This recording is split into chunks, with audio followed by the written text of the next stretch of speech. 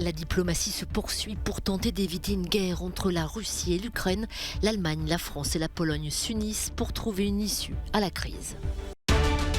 Le numéro 1 mondial du tourisme voit grand pour cet été. TUI a indiqué que les réservations estivales se rapprochaient de leur niveau pré-pandémique.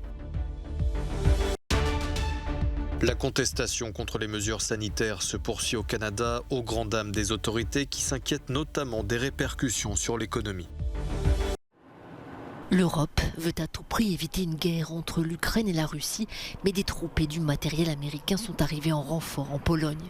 Paris, Berlin et Varsovie font front commun pour tenter de désamorcer la crise. Leurs 3 dirigeants se sont retrouvés mardi soir dans la capitale allemande, dernière étape de la tournée diplomatique d'Emmanuel Macron. Si la diplomatie est privilégiée, ils n'entendent pas pour autant laisser faire Moscou. Le déploiement de troupes russes à la frontière avec l'Ukraine est très inquiétant et notre évaluation de la situation ici est identique, tout comme notre position. Une nouvelle violation de l'intégrité territoriale et de la souveraineté de l'Ukraine est inacceptable et aurait des conséquences de grande portée pour la Russie.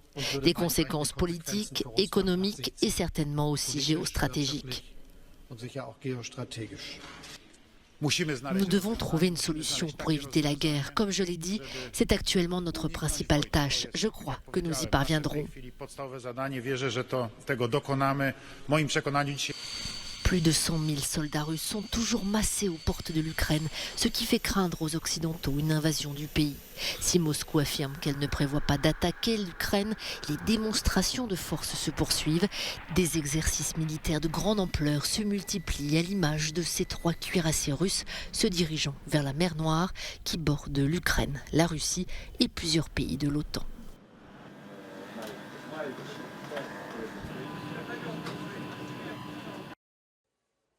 Selon TUI, le premier voyagiste mondial, les réservations pour cet été seront proches de celles d'avant Covid.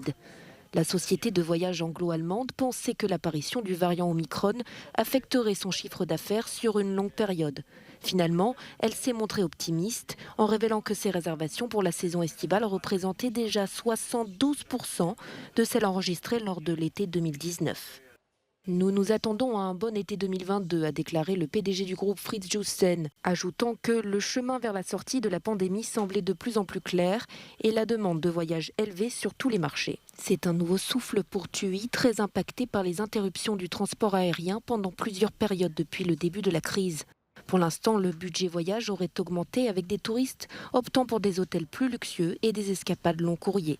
Suite à ces annonces, l'entreprise s'est engagée à commencer à rembourser une partie des 4 milliards d'euros d'aides versées par l'État allemand pour surmonter la pandémie. La contestation contre les mesures sanitaires au Canada se poursuit aux grandes dames des autorités nord-américaines qui s'inquiètent notamment des répercussions sur leur économie. Depuis ce lundi, le pont Ambassador est partiellement bloqué par les manifestants. Cette voie commerciale qui relie Windsor au Canada à Détroit aux États-Unis est qualifiée de vitale pour les échanges entre les deux pays. Le pont voit passer chaque jour plus de 280 millions d'euros de marchandises. Au Canada, l'épicentre des protestations reste la capitale Ottawa, occupée depuis une dizaine de jours par près de 500 camions venus de tout le pays. La colère a éclaté avec la décision d'obliger les camionneurs à être vaccinés pour franchir la frontière avec les États-Unis. Le mouvement s'est depuis transformé et remet en question l'ensemble des mesures sanitaires adoptées par le Canada et qui comptent parmi les plus strictes au monde. Sur Twitter, le Premier ministre Justin Trudeau a déclaré ce mardi que les Canadiens avaient le droit de protester et d'être en désaccord avec leur gouvernement, mais pas de bloquer l'économie ou la démocratie et que cela devait cesser. Quoi qu'il en soit, face à la grogne, certaines provinces comme l'Alberta ont annoncé renoncer au pass vaccinal.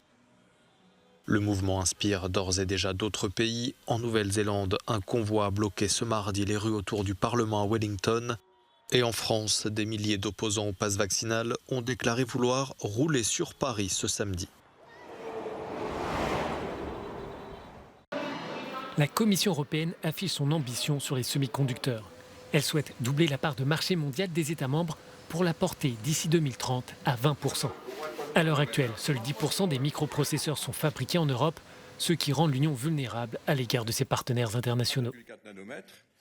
Pour changer la donne, la Commission a présenté mardi son très attendu paquet législatif sur les puces électroniques. L'objectif est de prévenir les pénuries comme celle provoquée par la pandémie de Covid-19. Le projet est aussi de mettre en place toute une chaîne de valeur, de la recherche au développement, en passant par la production. Si l'Union dispose des ressources en matière d'innovation, les capacités de production sont en revanche largement insuffisantes. Ces capacités n'existeront pas en Europe si nous ne faisons rien. Cela signifie qu'il pourrait être justifié de couvrir 100% d'un déficit de financement avec des ressources publiques. Cela nécessite d'évaluer les projets, de vérifier que toutes les conditions sont réunies pour éviter toute distorsion de concurrence. De plus, nous voulons éviter une course aux subsides en Europe et au-delà. Ce projet doit être le premier du genre. La Commission prévoit 30 milliards d'euros au cours des 8 prochaines années pour construire ses premières capacités. Ces moyens s'ajoutent aux 15 milliards d'euros d'investissements publics et privés pour la recherche et le développement, ainsi que pour le soutien aux start-up. Si l'institution évoque une étape importante pour l'industrie européenne, d'autres voix sont plus sceptiques. Elles estiment que plus de flexibilité en matière d'aide d'État favorisera les pays membres les plus riches. L'Allemagne et la France ont les poches les plus grandes pour ce genre de politique. On parle de pays qui sont déjà bien établis en matière de haute technologie et ainsi, ils obtiennent que la prochaine technologie de pointe soit localisée chez eux. D'autres pays seront peut-être trop petits. Certains ont des problèmes de capacité fiscale ou alors ne sont pas des pays riches. Le risque ici est que la concurrence juste soit à l'avantage des grands États. La proposition doit maintenant être examinée et approuvée par le Parlement européen et par le Conseil, qui représentent les États membres. Si l'Union européenne espère attirer les investisseurs à travers des subventions, l'Asie devrait rester dans un avenir proche le principal fabricant et fournisseur de semi-conducteurs.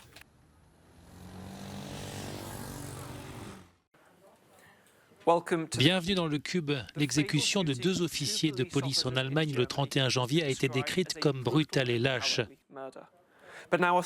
Mais à présent, les autorités sont encore plus choquées car certains internautes saluent ces meurtres et se moquent des victimes.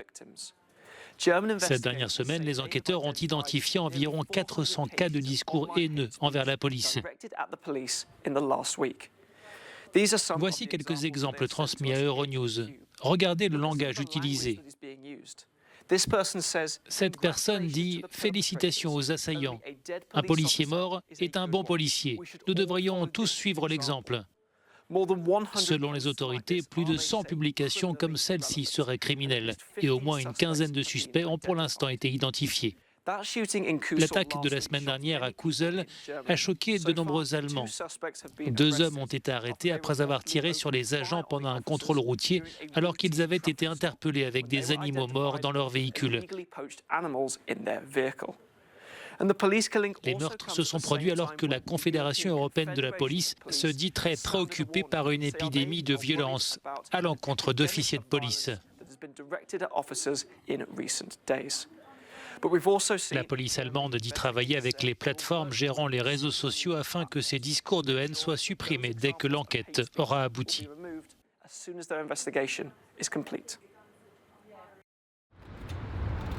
Marcher, même difficilement, était devenu un souvenir du passé pour cet homme. Paraplégique, il ne pouvait plus utiliser ses jambes. C'était sans compter sur le travail d'une équipe de chercheurs de Lausanne. Ils ont mis au point un implant qui stimule électriquement la moelle épinière des patients et leur permet de retrouver des sensations. Les personnes qui sont ciblées sont des personnes paraplégiques, différents degrés de paraplégie. Dans nos études précédentes, c'était des incomplets. Cette dernière étude, c'était des complets, c'est-à-dire qu'ils sont incapables de bouger, incapables de ressentir quoi que ce soit. Alors, le développement futur, c'est d'en faire un traitement. Le traitement est rendu possible par un implant fixé dans la partie inférieure de la moelle épinière encore intacte. Ces électrodes qui amplifient l'impulsion du mouvement et stimulent ainsi les nerfs qui actionnent les muscles. La technique n'est pas nouvelle mais a été considérablement perfectionnée. En quelques jours, des améliorations impressionnantes peuvent être observées là où il fallait avant des mois aux patients pour faire des progrès très limités. Précédemment, on utilisait ce champ d'électrodes qui normalement a été développé pour traiter la douleur. Aujourd'hui, on a un champ d'électrodes, comme vous voyez, qui est plus long et plus large. Ça veut dire qu'il nous permet d'accéder à toutes les régions de la moelle épinière qui vont contrôler les muscles des jambes, mais aussi du tronc, et aussi d'être beaucoup plus précis au niveau de gauche, droite. L'implant ne pouvant pas être activé en permanence, une start-up travaille sur une application pour que chaque patient puisse décider du moment où il le met en route et retrouver chaque jour un peu d'autonomie.